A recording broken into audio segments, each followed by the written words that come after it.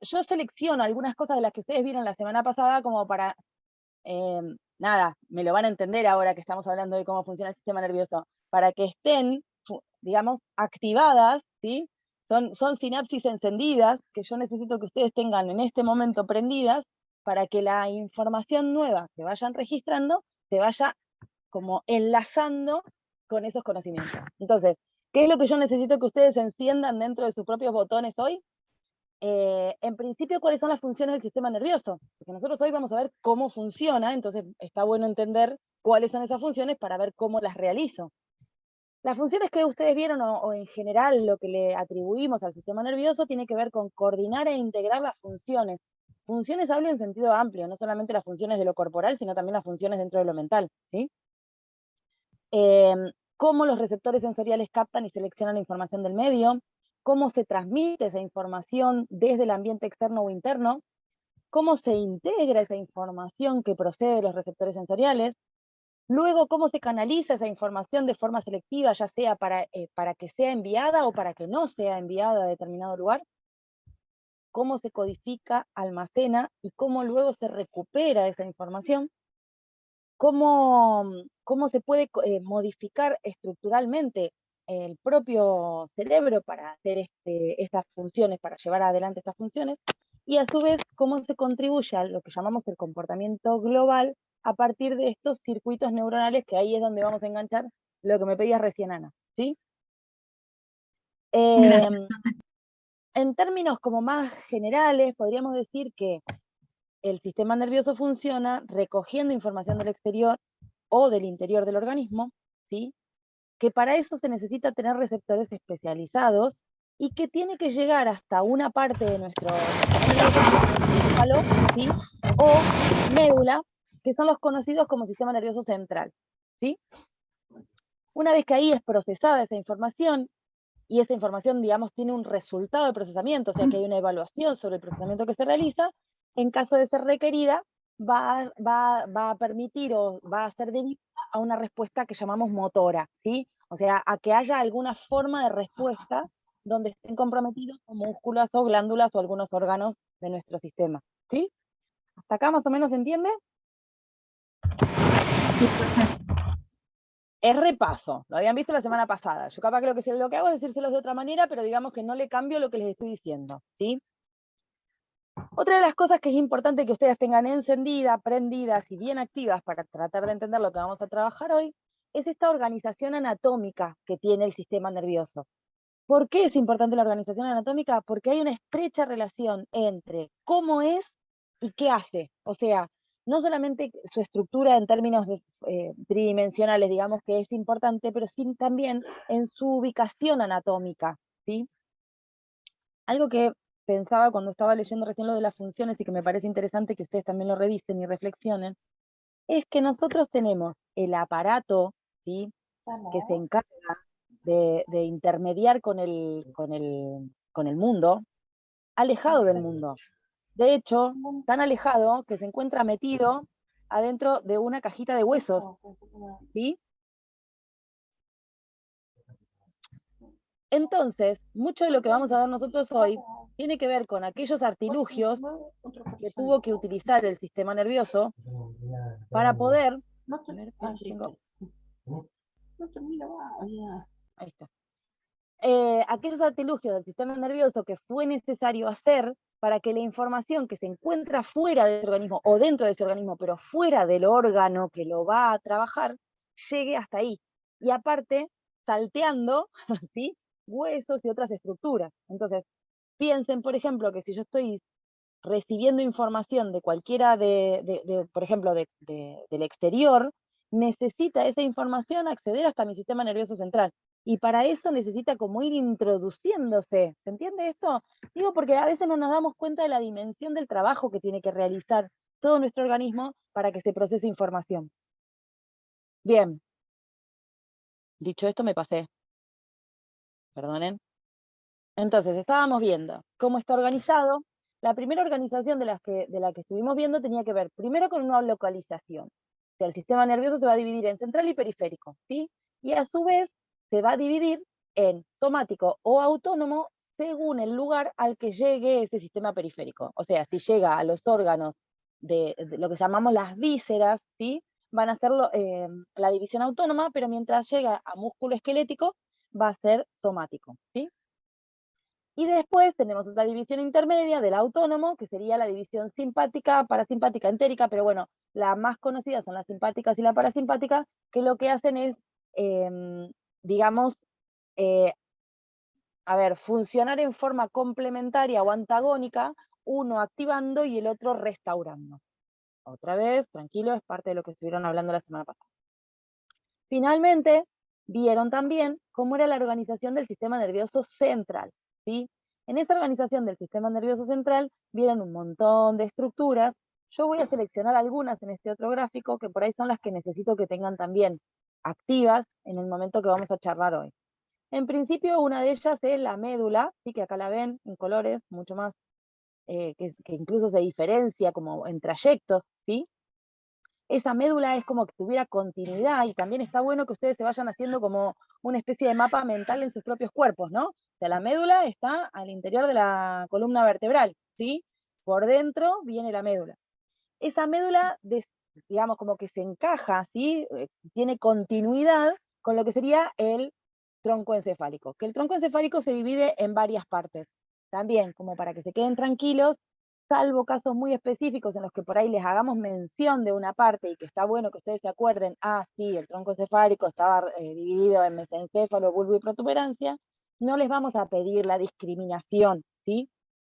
Hablamos de tronco y hablamos de tronco en general, ¿está bien? De lo mismo que no vamos a hablar de si es la parte de sacro o es la parte de lumbar, no. Vamos a hablar en general de la médula, ¿sí? Eh, Otra de las estructuras que va a ser muy importante que ustedes tengan presente es el tálamo, que también van a ver en el texto que tiene toda una división en distintos núcleos dentro del tálamo. Nosotros en general vamos a hablar del tálamo y punto. El hipotálamo, que es una estructura que no vamos a ver hoy, pero que sí va a ser muy importante la semana que viene.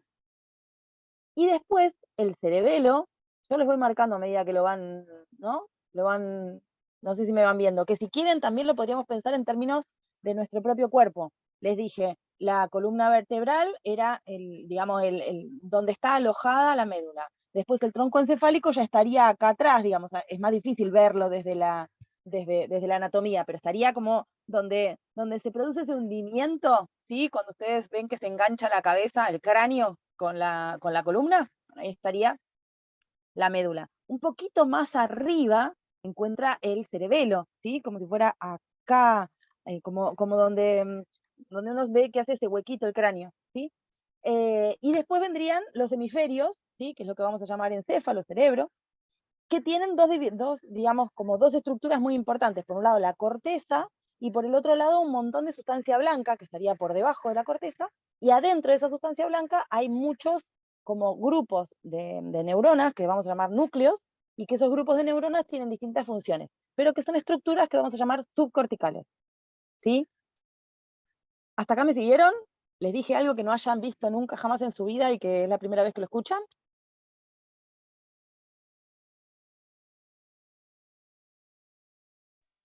No, todo bien, O, profe. joya, qué suerte.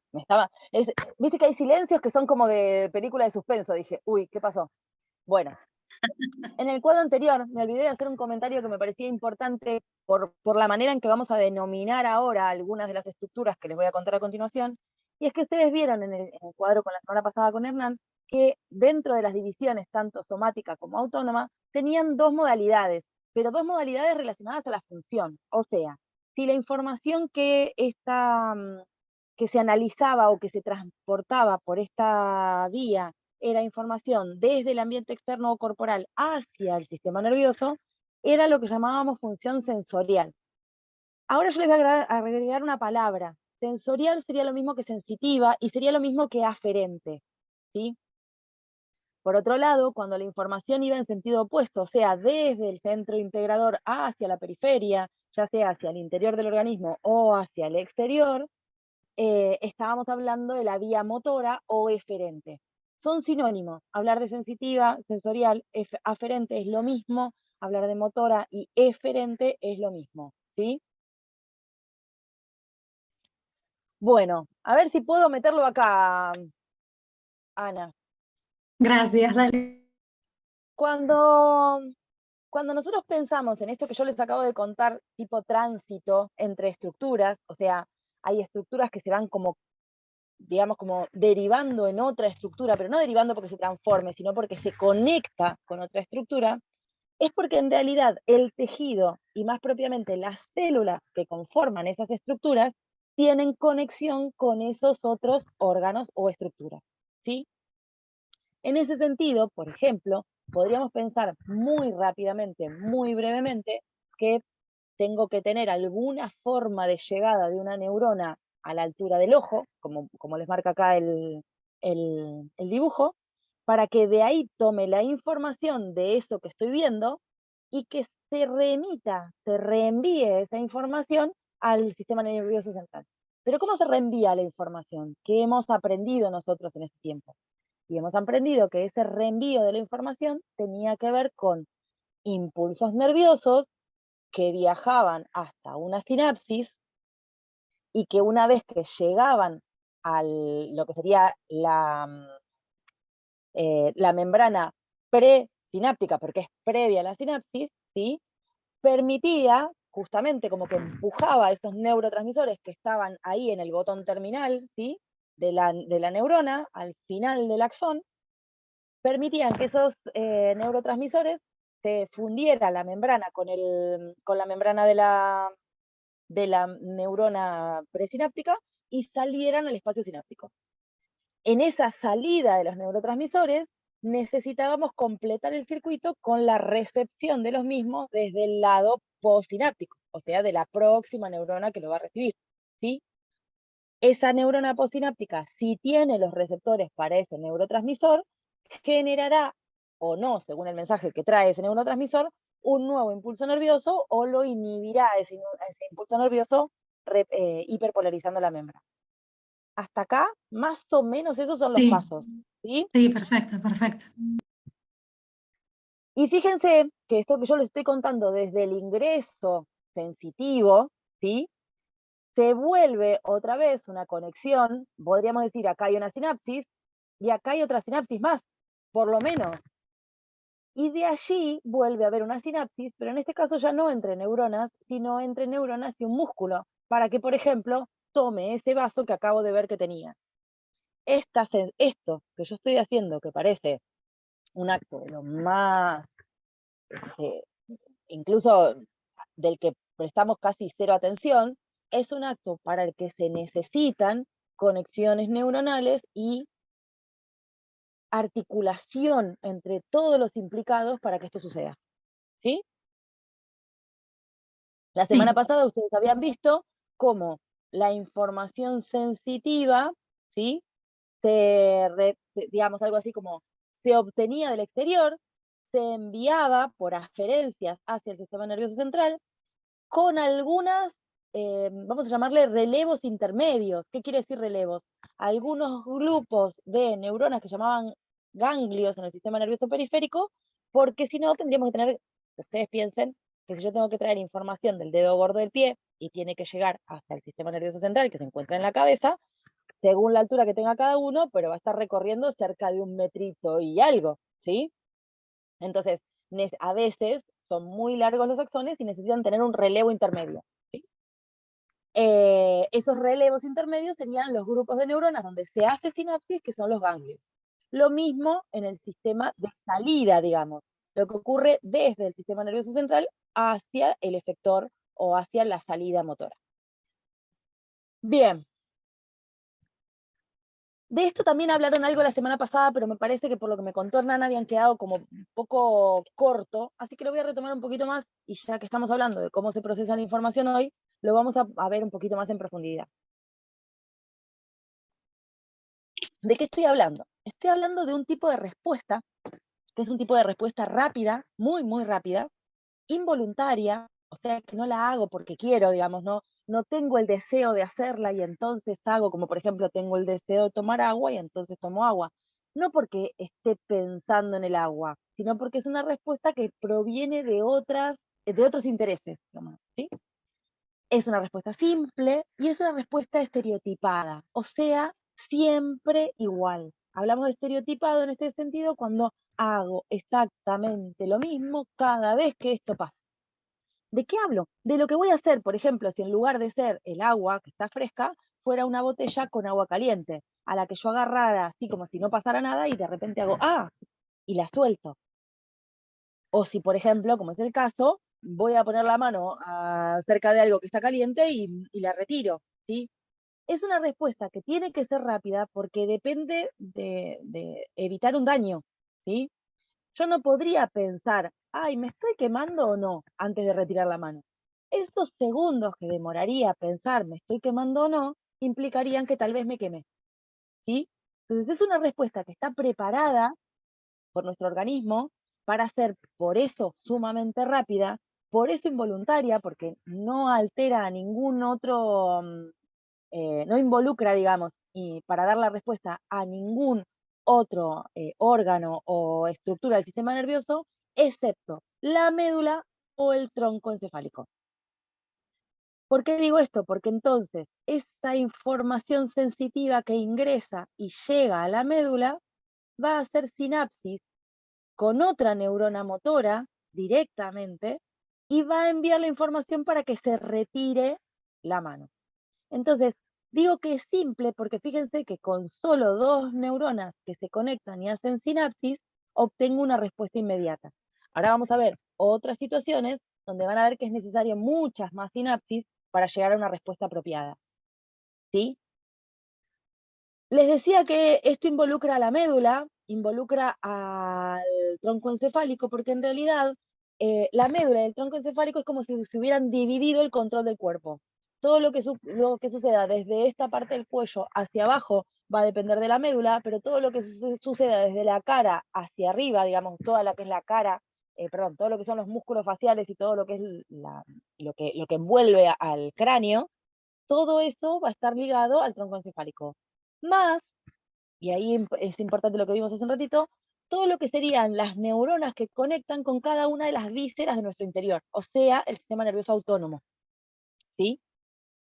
Esto va a estar directamente relacionado al tronco encefálico. Entonces, todos los reflejos que tengan que ver con retirar rápido una parte del cuerpo, por ejemplo, desde desde el cuello hacia abajo, van a depender de la función de la médula. Y todo lo que dependa, por ejemplo, de correr la cabeza o de cerrar los ojos porque viene algo, va a depender del tronco encefálico. ¿Sí? ¿Se entendió? Sí, perfecto. ¿Vamos bien? Sí, profe. Sí, sí. Joya. Qué suerte.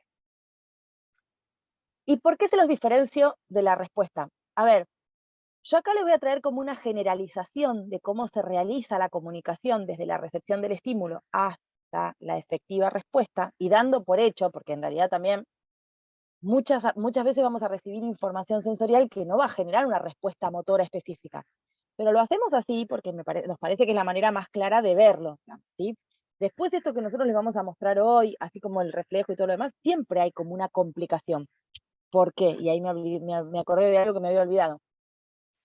Porque más allá de que yo retire la mano inmediatamente porque me estoy quemando, igual necesito que en algún momento mi sistema nervioso central, ¿sí?, más allá de la médula, o sea, el encéfalo, sepa lo que ocurrió con mi mano. Eso va a ocurrir siempre, o sea, lo voy a saber que retiré la mano, ¿sí? De hecho, seguramente yo me quemé y al segundo que me quemo estoy insultando porque me quemé. Pero insultar no es una respuesta refleja. Y ahí me doy cuenta que hubo otras estructuras involucradas y que tomaron noticia de lo que estaba pasando en la periferia, pero que no fueron necesarias para que yo respondiera tan rápido como para no quemarme. ¿Sí? Ahora bien, esta cadena entre el estímulo, el receptor sensorial, una vía aferente, o sea, acá vamos viendo el estímulo, la vela, el receptor sensorial estaría en el dedo. Ahora voy a hablar un poquito más de receptor. La vía aferente sería este nervio que llevó la información hasta la médula, ¿sí? Y el centro integrador, en este caso, la médula, que respondió rápidamente, ¿sí? Y una vía eferente, que sería la salida desde este nervio, desde la médula, hasta llegar al efector, como dice acá, que permite la respuesta, ¿sí? Como les digo, esta es como una especie de prototipo de cómo se realiza esta comunicación, pero eso no significa que siempre sea así de simple. En otros momentos vamos a ir complejizando tal vez no tanto lo que sucede entre el estímulo y la vía eferente o entre la vía eferente y la respuesta, sino lo que va sucediendo a nivel del centro integrador. Donde vamos a ir complejizando la información es acá adentro. Por eso acá solamente pusimos entrada al encéfalo, pero esto va a ser mucho más complejo que entrada al encéfalo, ¿sí?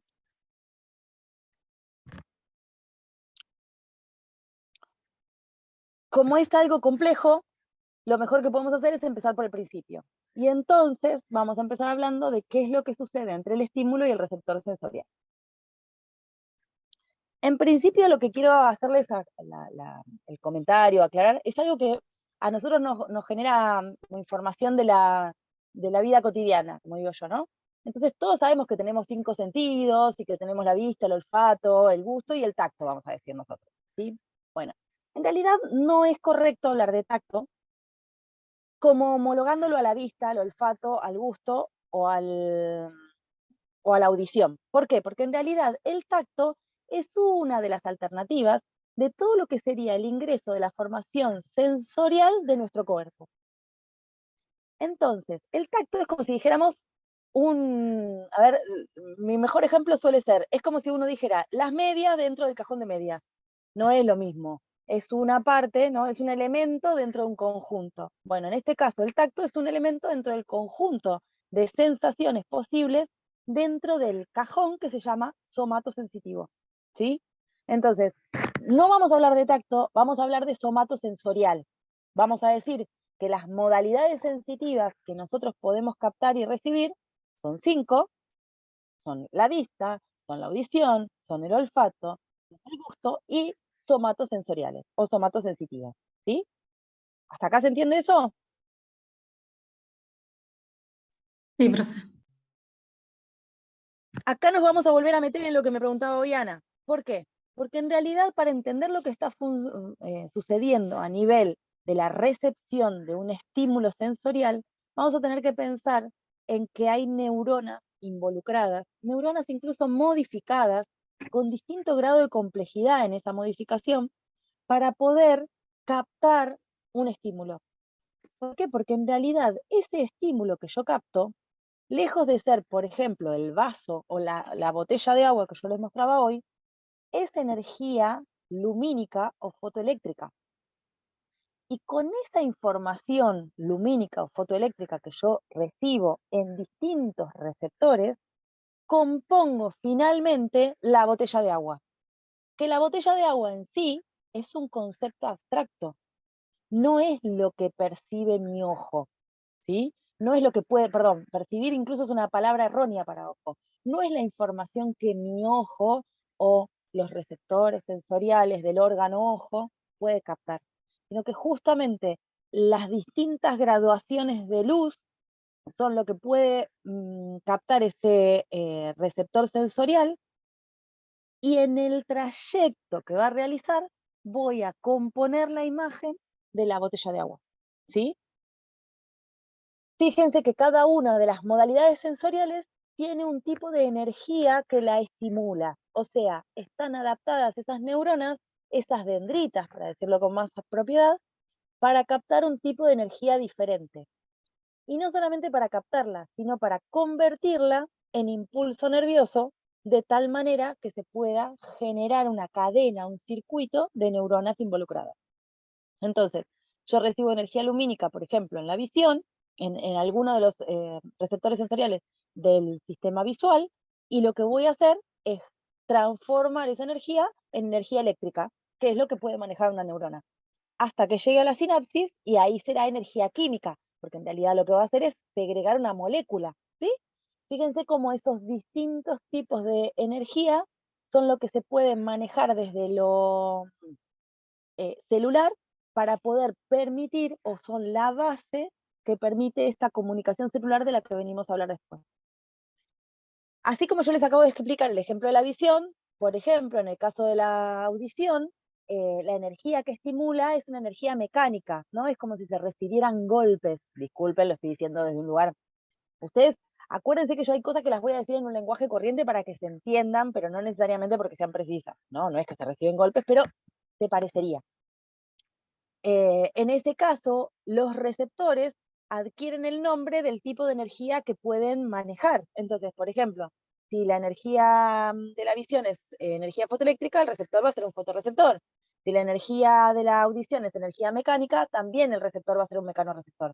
Distinto, porque, por ejemplo, todo lo que tenga que ver con el sistema somatosensorial también va a depender de energías mecánicas, o sea, del apoyo, ¿no? De lo que significaría ejercer presión sobre, ¿sí? Esa energía y los mecanorreceptores de la audición van a ser completamente diferentes a los mecanorreceptores del sistema somatosensorial. De hecho, si se fijan, acá les puse unas fotitos, dibujitos, esquemas, y fíjense que este receptor y este receptor son completamente diferentes.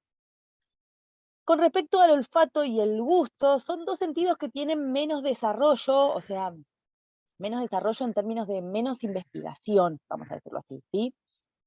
También porque están relacionados con alguna, o sea, están como menos evolucionados en nuestra especie humana que lo que serían el somatosensorial, la audición y la visión en comparación con otras especies, ¿sí? Entonces por ahí nuestro olfato, nuestros gustos, si lo comparamos con alguna otra especie, está menos desarrollado, ¿sí?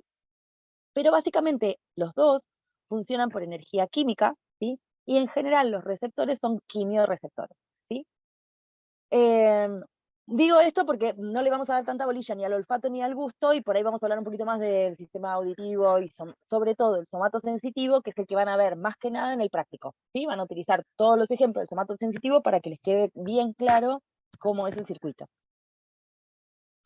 Bien, a esa capacidad de modificar la energía que reciben y convertirla en energía, digamos, empleable o utilizable por la neurona, o sea, energía electroquímica, se llama transducción. ¿Sí? Es una palabra un poco compleja, pero por ahí van a leer algunos textos donde les va a hablar de transducir energía. Y esa es una de las grandes capacidades que tienen las neuronas. ¿Sí? Bien, hasta acá vamos bien. Ya se me fueron, los perdí. ¿Cómo dijo No, la Bien, bien. palabra transducción? Mira, está acá escrita, transducción. Es como si dijeras traducir, pero mal dicho. Transducción, Ok, transducir, ¿sí? ok, gracias. No, por favor. Bueno, ¿vamos bien? ¿Puedo avanzar un poquito más? Sí, sí. Porque la vamos a complicar más. Y mejor todavía, porque se pone cada vez más interesante, no, mentira. A mí me gusta, entonces espero por lo menos transmitir un poco el entusiasmo. Bueno, como vimos, teníamos un estímulo que podía ser recibido. Si quieren, yo usaría, en nuestro ejemplo de hoy, usaría, por ejemplo, eh, el timbre, ¿no? Pensemos estamos en casa, suena un timbre, que podría ser el timbre de la casa, o podría ser incluso el timbre de algún tipo de ringtone o sonido del celular. Ese estímulo va a ser captado por un receptor sensorial, que como vimos recién, va a ser un mecanoreceptor, ¿sí? Y correspondería, digamos, a lo que vamos a llamar la vía auditiva, ¿no? O sea, vamos a estar pensando en todo lo que tenga que ver con el procesamiento de información relacionada a la información captada por el órgano de la audición, o sea que va a ser información auditiva, ¿está bien? Esa información va a ir ingresando por distintas estructuras. Y acá yo les voy a pedir que se sitúen, ¿sí?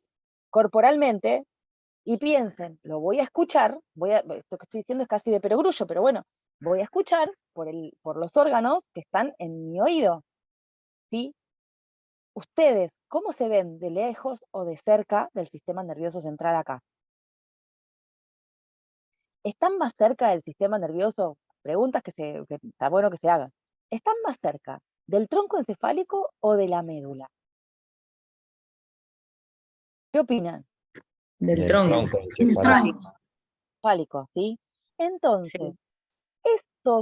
esos nervios, que van a ser estas integrantes del sistema nervioso periférico, que son los nervios, ¿sí? Van a ser los nervios craneales, ¿sí?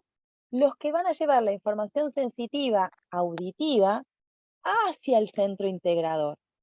Porque si bien el tronco encefálico es una de las estructuras que forma parte del encéfalo, el tronco encefálico en esta parte no estaría procesando la información, sino que la estaría conduciendo. ¿Sí? O sea, esa entrada de los nervios craneales hacia el tronco encefálico es otra parte más de la vía aferente, de la vía de ingreso. Si se acuerdan, la semana pasada ustedes habían visto que tanto el tronco como la médula tenían partes grises y partes blancas. ¿Se acuerdan? La parte gris siempre Sí. representa lo que serían los axones no mielínicos y todas las otras estructuras dentro de una neurona que no tengan mielina. Entonces van a estar metidos ahí los axones amielínicos, las dendritas, los cuerpos neuronales o somas. En la parte gris, vamos a decir siempre que es donde se produce el procesamiento, porque es donde las neuronas efectivamente se contactan. ¿Sí? Pero en la parte blanca es por donde atraviesan esos nervios, esos axones mielínicos, ¿sí? Que van a hacer sinapsis en otro lado, pero que tienen que pasar por el tronco o por la médula para llegar hasta donde van. ¿Sí? Entonces, por eso tenemos dividido en gris y blanca esas estructuras. La parte gris es la de procesamiento, por ejemplo, el reflejo que les mostré yo hoy, se va a resolver en una sinapsis dentro de la parte gris. Pero la información que tendría que llegar, supónganse, desde la rodilla hacia el centro integrador, va a atravesar la médula por la parte blanca. ¿Me siguen esto?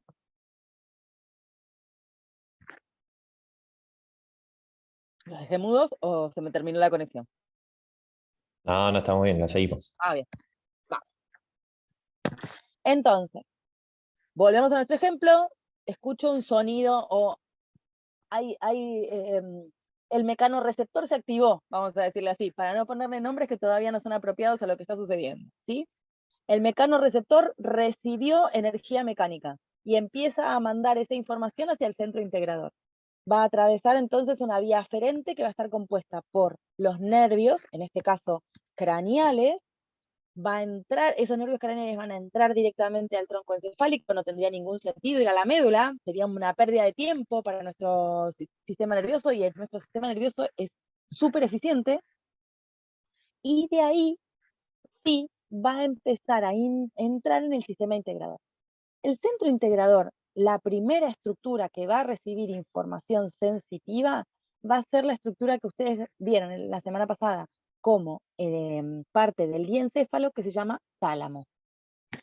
Y no sé si se llega a ver porque está un poco chiquitito, pero fíjense que acá tengo representado, nada más que, en este caso, el ejemplo que yo les acabo de mencionar, por ahí no sería el apropiado porque estoy entrando por médula. Pero si ven estas dos que parecen como dos manitos que estuvieran agarrando una porción, no sé, un budín, ¿será la hora que tengo hambre? El budín es la médula, y las dos manitos en realidad son los nervios que ingresan a la médula. Supongamos que en lugar de ser una información auditiva, como les acabo de decir yo, es una información somatosensorial que viene del pie. Entraría por un nervio a la médula, atravesaría la médula por la parte blanca y seguiría subiendo hasta el tronco encefálico. Acá está representado un pedacito del bulbo raquídeo que es parte del tronco encefálico, ¿sí? Y de ahí esa información llegaría al tálamo. Acá en realidad yo lo señalé tálamo la palabra, pero el tálamo como estructura está acá. Estas dos que parecen, no sé si se los dije o se los dijo Hernán la semana pasada. Todo nuestro encéfalo es una imagen especular. O sea que nosotros decimos el tálamo, pero en realidad tenemos dos tálamos, uno derecho y uno izquierdo. Nosotros decimos el hemisferio, no, el hemisferio no. Eh, eh, sí, la corteza prefrontal, tenemos corteza prefrontal acá y acá. O sea, todo nuestro cerebro está como partido al medio y tiene dos partes, ¿sí? ¿Esto se entendió? O sea, que en este caso tenemos un tálamo acá,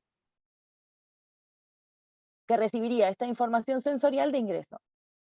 El tálamo ya formaría parte de este centro integrador, ¿sí? No me voy a meter más que el tálamo, porque ahora voy a desarrollar un poco más qué pasa una vez que llegamos al tálamo, pero me parece importante que veamos cómo de ahí, según lo que haya decidido, vamos a suponer que la decisión que toma mi centro integrador es que es el timbre, voy a ir a abrir la puerta, va a tener que llevar esa vía por una vía aferente, o sea, va a tener que derivar del centro integrador la información hacia el sistema nervioso periférico nuevamente, pero para eso va a tener que atravesar otra vez al sistema central en su modalidad conductiva, o sea, va a tener que atravesar el tronco, va a tener que atravesar la médula y llegar en este caso a los músculos esqueléticos de la pierna para que yo llegue caminando hasta la puerta y pueda abrir la puerta a ver quién es. ¿Sí? ¿Se entiende esto? Entonces, fíjense cómo desde las periferias hacia el centro tengo como un sentido donde voy entrando, a ver, es como si como si se fuera haciendo un embudo, ¿no? Donde voy haciendo un procesamiento que voy a llamar jerárquico, en donde voy como subiendo peldaños de complejidad. Cada vez voy haciendo cosas más complejas con la información que voy recibiendo. Como si uno recibiera algo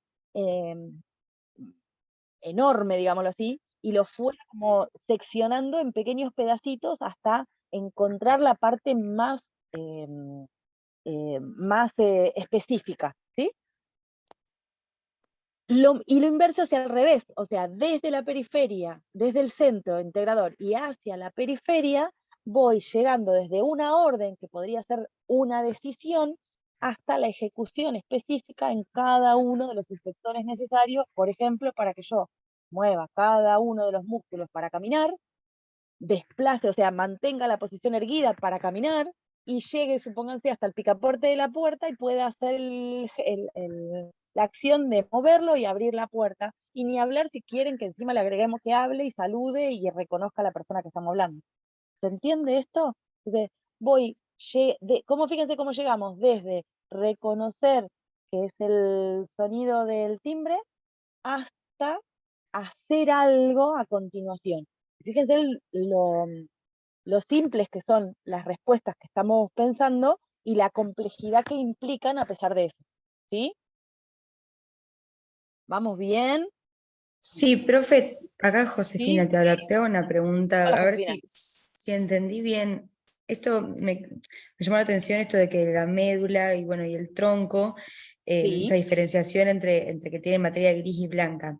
Entonces, Bien. entendí bien que cuando se trata solamente de reflejos van a llevar a cabo una tarea más de procesamiento, o sea que va a entrar en Exacto. juego la parte gris, pero en cambio todo esto, por ejemplo, que acabas de explicar que no sería reflejo como es lo del timbre, ahí ya Exacto. entraría la médula y el tronco como con su función de conducción para Exacto. llevarlo hacia lo más superior, que sería, por ejemplo, el encéfalo o qué. Exacto, tal cual como lo estás diciendo, para llevar la información sensitiva al centro integrador y la Sí, información del centro integrador a la respuesta motora, porque no te olvides que así como, por ejemplo, yo puedo estar recibiendo la información, fíjense incluso qué caso el que les acabo de contar, auditivamente, o sea, desde acá, desde esta periferia, que sería la periferia cercana al tronco, estoy recibiendo una información sensitiva.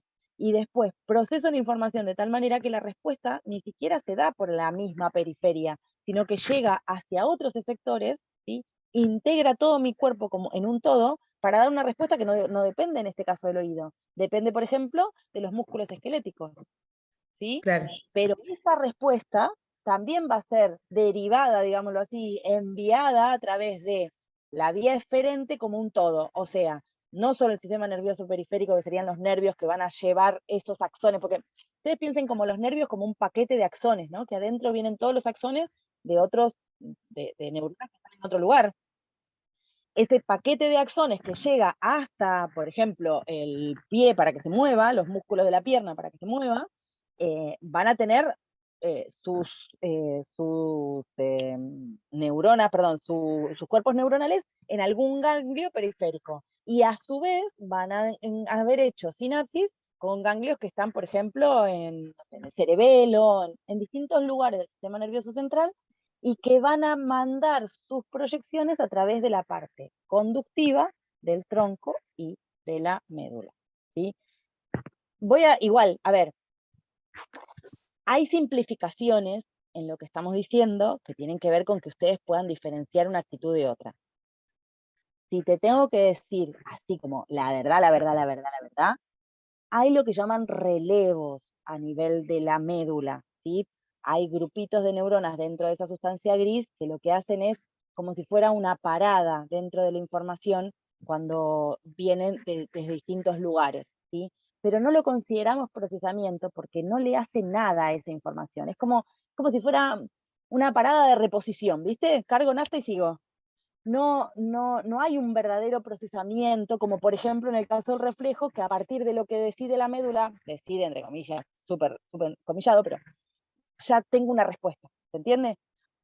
La Sí, médula sí. también funciona como una estación de relevo, pero no la consideramos esa estación de relevo para evitar la confusión.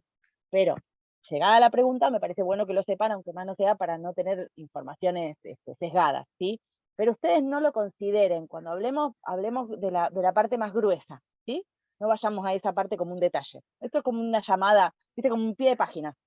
Sí, buenísimo. Pero ahí, Sin darle bola. profe, Sí, ahora me surge otra duda de toda tu explicación, que tal vez es un poco sí. tonta, pero vos hablás No, de como nunca hay zonas de dudas. que más, bueno, hablás como que zonas, hay más axones y más somas. Entonces me entra la Sí. duda, como que la neurona entonces se divide por momentos y no es una neurona entera, sino que los somas están por un lado y los No, axones por el otro. excelente lo que decís. No, nunca se divide. Justamente la capacidad de las neuronas es tener una forma específica, ¿no? Que permite, por ejemplo, que el axón pueda medir 1 metro y que el soma sea imposible, o sea, incluso, o sea, midiendo 1 metro, pero igualmente tenga que ser microscópico encontrarlo. Ajá, ah, claro, ¿Se entiende? Entonces, entonces, ¿sí? Yo voy a tener, por ejemplo, yo puedo tener los somas, supónganse, a ver, no tengo ninguna imagen acá, pero bueno, yo puedo tener los somas, vamos a seguir con el ejemplo de la médula, que por ahí es más sencillo. Hay grupos o agrupaciones que se llaman ganglios. ¿Esa parte la entendieron? Lo que son los ganglios, algo de eso hablaron la semana pasada. ¿Se entendió eso? sí, más o menos, grupos de neuronas, anoté yo acá, pero Exacto, bueno, esa es la parte que por ahí quedó más difícil, por eso no se entiende lo que estamos hablando. Em, el cuerpo de la neurona queda en un lugar, ¿sí? Y queda generalmente en un lugar donde esté agrupado con otras. ¿Por qué? Porque la neurona, su función dentro, sobre todo en el cuerpo, va a ser conectarse con otras inmediatamente, ¿sí? Después, el axón o las dendritas son las que se pueden como no mover, pero sí alargar. Entonces, se pueden alargar lo suficiente como para contactarse con la neurona inmediata o tanto como para llegar a un músculo. Entonces, el soma no se va a mover de donde está, pero se va a alargar el axón de ese soma, de ese cuerpo neuronal, hasta que llegue al músculo que necesita tocar timbre, digámoslo así. ¿Sí? Entonces, yo voy a tener, por ejemplo, neuronas donde el cuerpo neuronal esté alojado en un ganglio que, por ejemplo, está afuera de la columna vertebral, pero cerquita de la columna vertebral, y desde ese ganglio salga un axón que llegue, por ejemplo, hasta el músculo del muslo. o sea, ¿Sí? literal que miden, claro, 1 metro, o sea, del cuerpo de que está. Literal, literal, Ajá, pero ¿sí? microscópicamente, o sea, que es Pero extraño. sigue siendo microscópico. Por eso Claro. también está bueno, a mí me resulta como una imagen que me permite entender mejor, ¿no? Porque también es eso, a veces se hace difícil entender estas cosas porque no tenemos ejemplos a la mano que a veces nos permitan entender esto, ¿no? Pero se parece un poco a como si vos tuvieras la central eléctrica en un lugar y tenés los cables que van hacia otro, ¿sí? O sea, no necesitas mover la central eléctrica para que llegue al enchufe. Vos en realidad tenés la central o el proveedor eléctrico en un lado y el enchufe lo llevaste con un cable, ¿sí? Para que hiciera contacto. Bueno, los nervios para mí son muy fáciles de entender cuando lo pienso, como que yo puedo ver un nervio, por ahí un nervio es más fácil de ver a la vista, sin llegar a ser obviamente estamos hablando de cosas que están por dentro de nuestro organismo, tendríamos que abrirnos para verlo, pero sería algo más fácil de ver a simple vista, pero adentro está lleno como si fuera, ¿vieron de los hilitos, cuando uno habla un cable de verdad, y ven los hilitos de cobre que está por dentro del cable? Bueno, esa sería lo que yo vería al microscopio si yo pudiera abrir un nervio y mirarlo. Y esos hilitos de cobre serían todos los axones empaquetados adentro de un nervio. ¿Sí? Entonces como que sería los ganglios estarían los somas y en los nervios los axones. Claro, exactamente. En realidad, mira, las estructuras, y por ahí, a ver, yo otra vez, esto por ahí se los cuento porque les va a pasar que a lo largo de la carrera, y si ustedes incluso eligen determinada forma de ejercicio de la psicología, esto también se les va a convertir en información que van a manejar con más corrientemente, digamos, ¿no?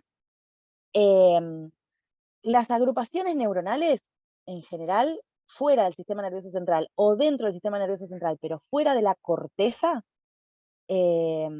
cuando son dentro del sistema nervioso central se llaman núcleos. Entonces, por ejemplo, cuando decimos que el tálamo es un grupo de núcleos, quiero decir que están, por ejemplo, este que estoy marcando acá, quiero decir que son un montón de neuronas o cuerpos neuronales acumulados, agrupados acá, y que van a emitir axones que van a ir a distintos lugares. Pero los cuerpos neuronales están acá, no en la corteza. Cuando yo digo que tengo un ganglio, por ejemplo, a la altura de la médula, supónganse que está acá, quiere decir que yo tengo somas acumulados en ese ganglio, pero ese ganglio corresponde al sistema periférico, no corresponde al sistema central. Es lo mismo un núcleo con ganglio en términos de lo que guarda, pero es diferente en términos de dónde está ubicado. Si está ubicado en el central o si está ubicado en el periférico. ¿Sí? Y lo mismo pasa con las palabras nervios y tractos. Cuando estamos hablando de los nervios, voy a decir muy brutal, pero los nervios adentro del sistema nervioso central, o sea, la manera en que están empaquetados los axones que van, por ejemplo, desde el tálamo hacia la corteza, les voy a llamar tracto. No le voy a llamar nervio, le voy a llamar tracto. Pero lo que conecta los axones empaquetados, ¿sí? Que van, por ejemplo, desde la médula hacia la pierna, van a llamarse nervios. ¿Sí? ¿Se entiende? Sí, sí, sí, clarísimo. Otra vez, no es una disquisición que yo pretenda que ustedes tengan, pero no está mal que la tengan presente, porque cuando lean algo que tenga que ver con esto, por ahí les dice, sí, es un grupo de entre, no sé, el tálamo, de hecho, en la bibliografía que tienen se los dice, es un conjunto de núcleos grises. Y lo bueno está es que ustedes digan, ah, ya entendí, quiere decir que ahí están los somas. Listo, es todo lo que se necesita de la palabra eh, núcleo en este momento, ¿sí? Bien, me voy de acá, paso a la siguiente. ¿Alguna pregunta más?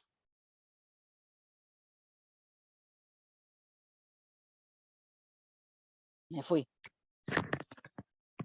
Bueno,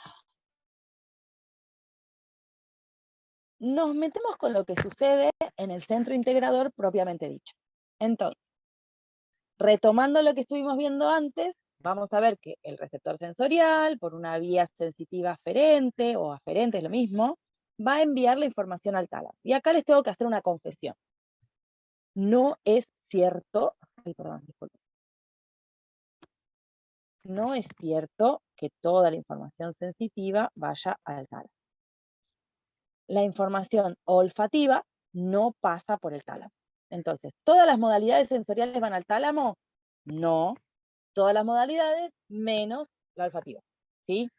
Después, en general, hablamos en líneas generales de la información sensitiva, ¿sí? Pero, y acá no sé por qué no me aparece, bueno, se me fue el audio, pero tendría que estar acá entre los dibujitos de la información sensorial. No sé por qué me desapareció. La información que no pasa por el tálamo es la olfativa. Eso no quiere decir que no llegue a la corteza. Lo que quiere decir es que no hace relevo o no es procesada a nivel del tálamo. El tálamo es una estructura, como les mostraba recién en el dibujito, subcortical. O sea, no forma parte de la corteza, pero sí es una estructura que hace procesamiento de la información.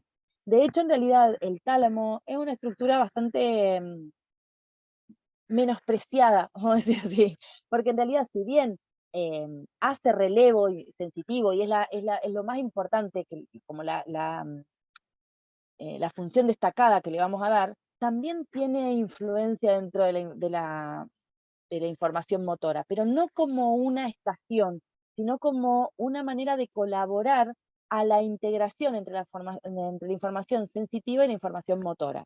De hecho, ya se los anticipo.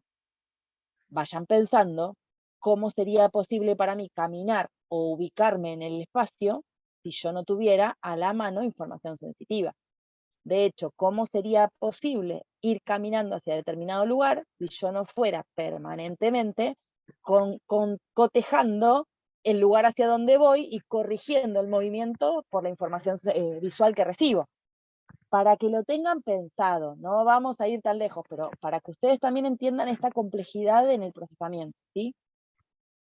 Y el tálamo va a tener que ver con eso, va a tener que ver con esa coordinación entre los dos sistemas, ¿sí?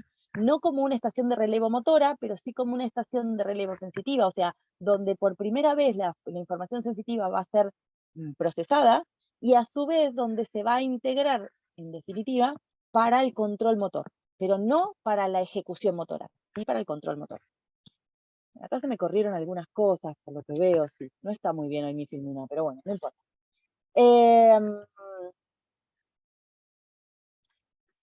El tálamo entonces es el que selecciona de alguna forma el orden y la forma en que la información sensitiva va a ir llegando a la corteza en definitiva.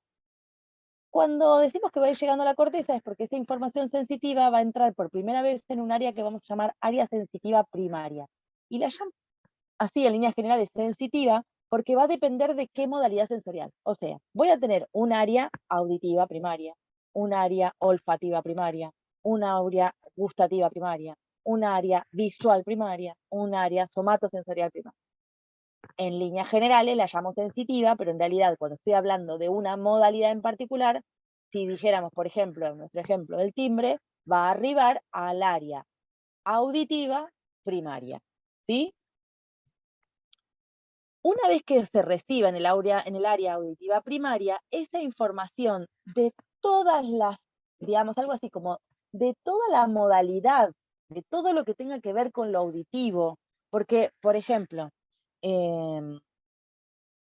no sé si se va a entender pero cuando nosotros pensamos en cómo ingresa la información sensitiva y pensamos en esto que yo les conté antes, cada receptor, cada neurona va a estar recibiendo una información, un mecanorreceptor que recibe energía mecánica, quiere decir que no recibe el sonido, sino que recibe una forma o una modalidad dentro de ese sonido. Entonces, lo podemos llamar submodalidad. Por ejemplo, va a ser el volumen, vamos a llamarlo así, va a ser el tono, ¿sí? Va a ser lo agudo o lo grave que tenga ese sonido. Bueno, todo eso va a ir separado, no va a ser una recepción que reciba todo completo. Va a ser un mecanorreceptor que va a ir recibiendo distintas cosas dentro de ese sonido que estoy tratando, ¿sí? Eso se va a agrupar en el siguiente relevo, digamos que sería el área de asociación unimodal. Se llama asociación porque se asocian, ¿sí? se nuclean. Después ahora les voy a hablar de otra asociación que también vamos a ver, pero en realidad esta asociación tiene que ver porque nucleo todo lo de una misma modalidad. Entonces acá voy a nuclear todo lo que sea de la modalidad auditiva. Por eso esa área se va a llamar área auditiva unimodal.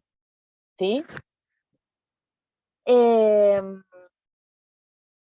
Una vez que ya esté integrado ese sentido, o sea, esa modalidad en sí misma, esto no solamente va a estar pasando por la modalidad sensitiva auditiva, va a estar pasando por la visual, porque puede ser que yo, por ejemplo, mire a ver si es el teléfono, escuche el sonido, pero también vea o también reciba, no sé, información de que hace frío afuera, entonces esa información es sensitiva. Estoy procesando mucha información a la misma vez. Y cada una de esas informaciones que está siendo procesada tiene un canal diferente de ingreso, ¿sí? Por eso decimos que es información que se está procesando en forma secuencial, o sea, porque voy a ir atravesando cada una de estas instancias, cada uno de estos estadios, pero a su vez en paralelo. No es que ahora proceso la información auditiva y después vengo a ver qué proceso de la información visual y después sería imposible, prácticamente no sobreviviríamos en este planeta, ¿sí? La necesidad de que sea veloz hace que genera un mecanismo como el paralelo para que toda la información entre a la vez. De ahí también la importancia del tálamo para ir dando orden a esa información, porque también está bien que entre a la vez, pero todas juntas serían procesables. Entonces, el tálamo es como que secuencia dentro de esa necesidad de simultaneidad la importancia, vamos a decirlo así, de la información que recibe, ¿sí?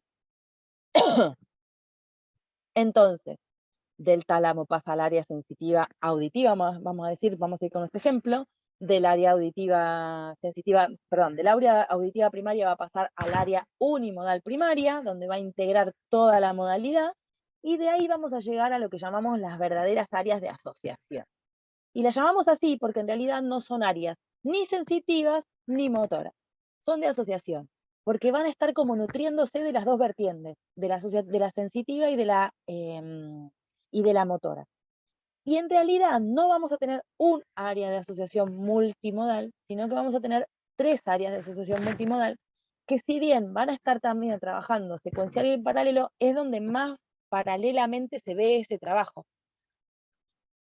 ¿Por qué digo esto? Porque en realidad no solamente es paralelo, sino que es simultáneo en este caso. Entonces, va a haber un procesamiento entre las 3 áreas de asociación que se dé a la vez para terminar resolviendo, tomando una decisión, si ustedes quieren, y ahora lo vamos a ver mejor, ¿qué se hace con esa información que recibí? Era el timbre, ajá, era el timbre, y entonces, ¿qué corresponde que haga cuando suena el timbre? Y alguna de estas áreas va a decir, cuando suena el timbre, corresponde que te levantes y vayas a ver quién es, ¿sí?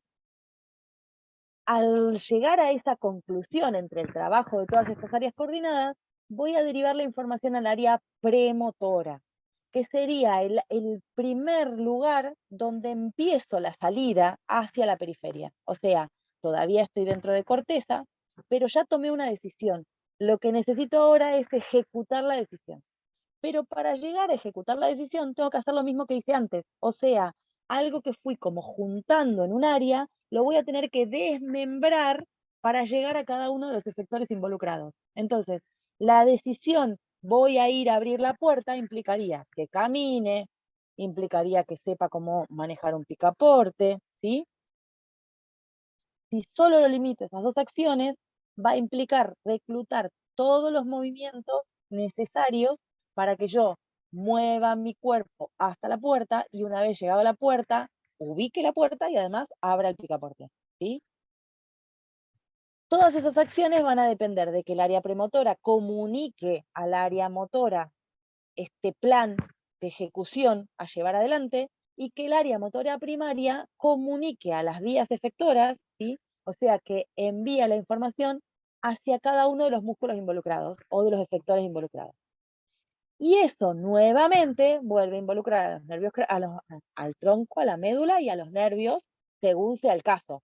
Si, por ejemplo, en lugar de decidirme a ir hasta allá, voy a gritar ¿quién es?, no necesito involucrar al cuerpo y mucho menos a la mano, porque no voy a abrir la puerta, sino que el efector va a ser el aparato vocal, ¿sí? Para hablar. Entonces el efector se va a limitar nuevamente al tronco y a los nervios craneales. Ahora, perdón, el efector no, la salida hacia el efector.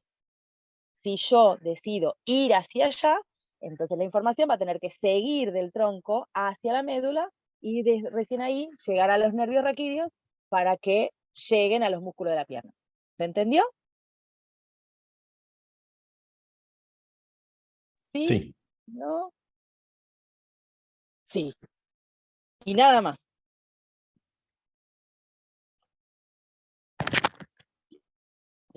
Me tomo un minuto de reposición personal, así me aflojo la garganta, tomo agua, dudas, piénsenlas, me dicen.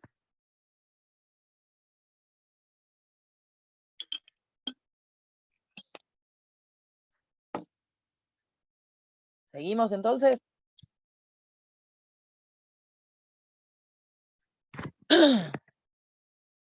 Como yo les decía recién, las áreas multimodales son 3. Y acá es donde se pone como muy jugoso todo esto, porque nos empieza a explicar no solamente cómo hago para pararme e ir a encender la puerta, sino otro tipo de situaciones y de complejidades dentro de todo el funcionamiento que nosotros sabemos que tiene nuestro sistema nervioso y por ende nuestro funcionamiento cognitivo, mental, como ustedes quieran llamarlo, ¿sí? Entonces, como les decía antes, requiere la integración de las áreas corticales, ¿sí? la complejidad de nuestras funciones mentales es la que requiere esa asociación, esa integración, y eso es gracias a la asociación en las áreas multimodales, que se va a ver beneficiada de la información motora y sensitiva, siendo que esta información que ahora manejo en las áreas de asociación ya no es ni sensitiva ni motora, ¿sí? Es como otra instancia dentro del procesamiento. Esas estructuras, y son las únicas que les voy a ubicar, están ubicadas. Esta imagen es como si ustedes vieran una foto, o un dibujito en este caso, de mi perfil, ¿no? O sea, de la cabeza, es como si sacaran el cráneo y vieran lo que hay de este lado acá adentro, pero vieran solo una mitad, ¿sí? Como les dije hoy, acuérdense que de este otro lado hay otra mitad igual. Pero también acuérdense que nosotros podríamos hacer como un ejercicio, como si abriéramos una nuez, por ejemplo, y abrir a la mitad esto, y entonces veríamos cosas que también están adentro. Quiero decir con esto, no se queden solo con lo que está por fuera del encéfalo, sino también por lo que está por dentro del encéfalo, que también tiene funciones. Entonces, los lóbulos, no sé si los vieron la semana pasada, pero si no los vieron rápidamente, frontal acá adelante, este sería el parietal, este sería el temporal, el que está más o menos a la altura de las orejas, y el occipital, el que está acá atrás, ¿sí? Igual eso ya les tendría que dar una cierta idea de que el occipital tiene que ver con la visión, el temporal tiene que ver con la audición, el parietal, ¿sí? Tiene que ver con la sensopercepción, o sea, con todo lo que tenga que ver con los sentidos del cuerpo, lo somático, y el frontal tiene que ver con el movimiento y a su vez con una de las áreas de asociación. Así, dicho, rapidísimo, requete veloz. Las áreas de asociación en realidad, las multimodales son 3. La multimodal que vamos a llamar posterior está ubicada justamente donde se asocian o donde se confluye el lóbulo parietal, el temporal y el occipital, más o menos acá. O sea, fíjense, si ustedes ponen las manos se van a dar cuenta que el temporal estaría más o menos por acá, acá así, el parietal acá arriba, el occipital estará más o menos por acá, como si fuera lo que llamaba la coronilla. ¿Sí? Después vamos a tener el área de asociación prefrontal, que sería la anterior, y va a ocupar la parte de adelante del frontal, prefrontal, ¿sí? Y finalmente vamos a tener el área de asociación límbica, que en este dibujo, si bien está marcada, no se ve, porque en realidad tendría que ser transparente para verlo. El área de asociación límbica es lo que en este otro gráfico está marcado en verde, ¿sí? Estaría por encima del cuerpo calloso, que es esto, ¿sí? Pero metida dentro del hemisferio del lóbulo temporal, ¿sí? Pero por dentro. Muy importante que lo vean, y una partecita también en el lóbulo frontal. Sí, es frontal, tiene partes en el temporal, tiene partes en el frontal y tiene partes en el parietal, pero en la parte interna. Y su función general, o sea, el área multimodal en general, está relacionada con interpretar la información sensitiva, algo que ya estuvimos viendo, o sea, no solamente recibirla, interpretarla. Esto es una botella de agua, ¿sí? Asociación de las percepciones con la experiencia previa. Sé que es una botella de agua porque ya aprendí lo que es el agua y lo que es una botella. Si no, en realidad me podría haber encontrado con un objeto desconocido, ¿sí?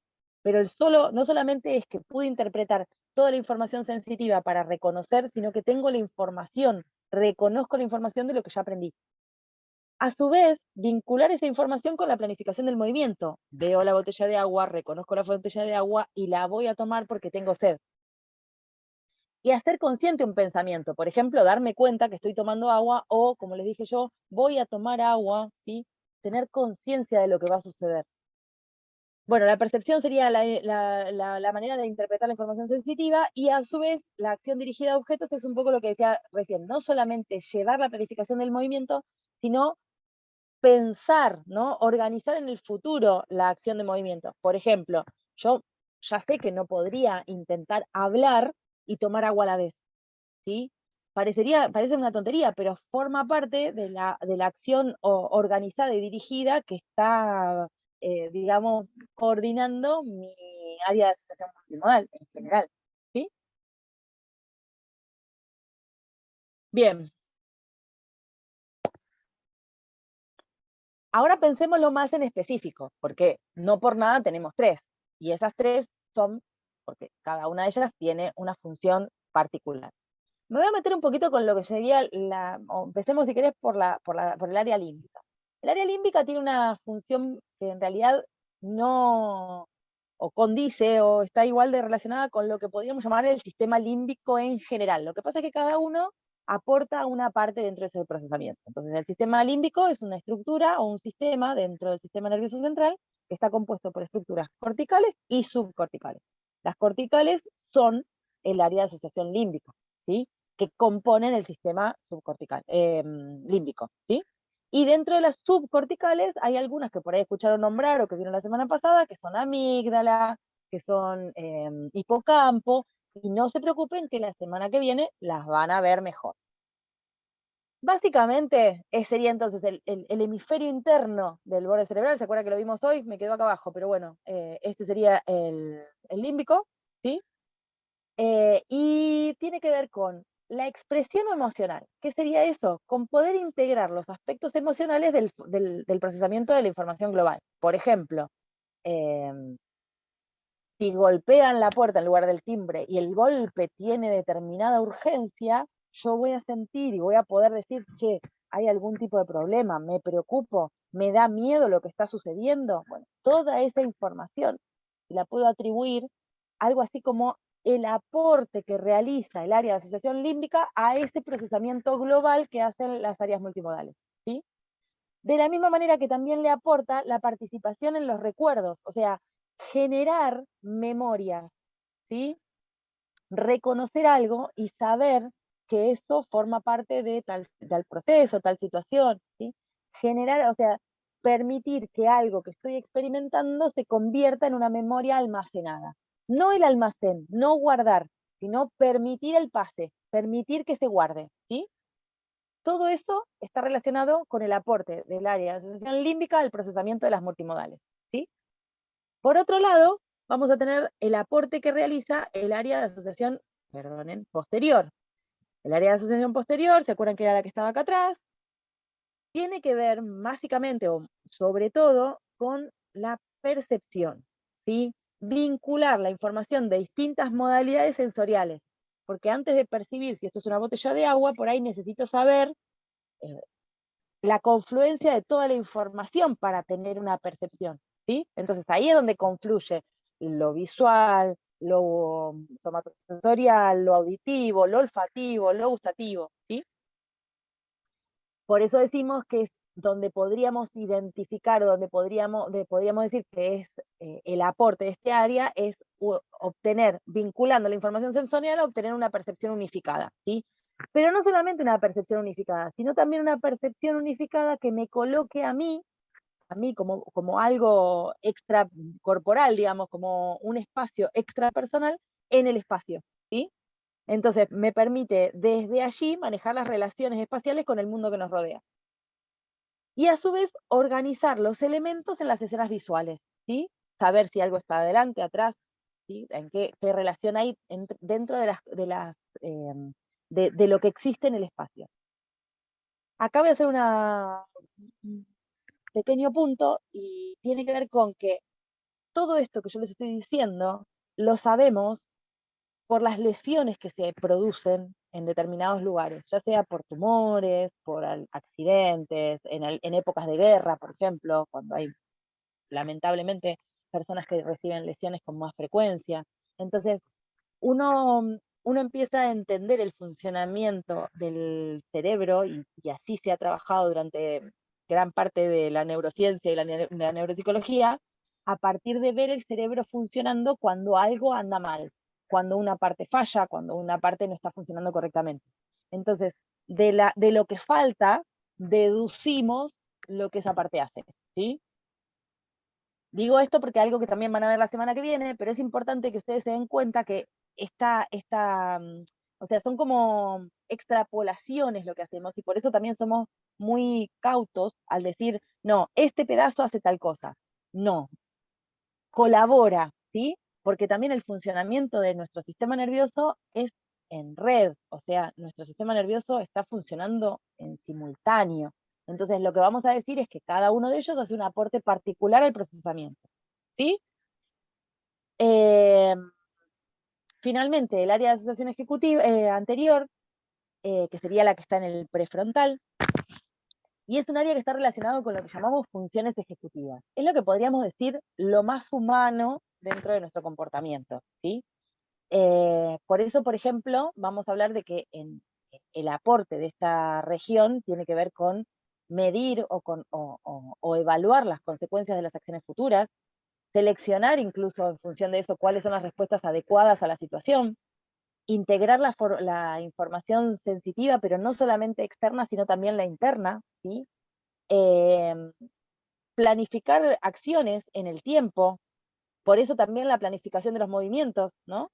Poder organizar los sucesos en la memoria, pero también utilizando una propiedad que se llama la memoria de trabajo, o sea, organizar de tal manera que no pierda la secuencia de lo que voy a hacer y poder generar una secuencia de un par de movimientos, digamos, sin que tenga que hacer todo un procesamiento de vuelta, ¿sí? Como sostener un tiempo de, por ejemplo, las palabras que voy a decir para poder ir hablando, ¿sí? Y a su vez, la relación estrecha con las otras dos áreas, con la límbica y por supuesto con la posterior, ¿sí? Esto daría como resultado, así como en modo muy general, decir que la área de asociación posterior se encarga del planeamiento del futuro y la capacidad de juicio. Pero fíjense que esto es como un resultado de todo lo que le acabo de decir que hace, ¿sí? ¿Hasta acá vamos bien? ¿Alguna pregunta más?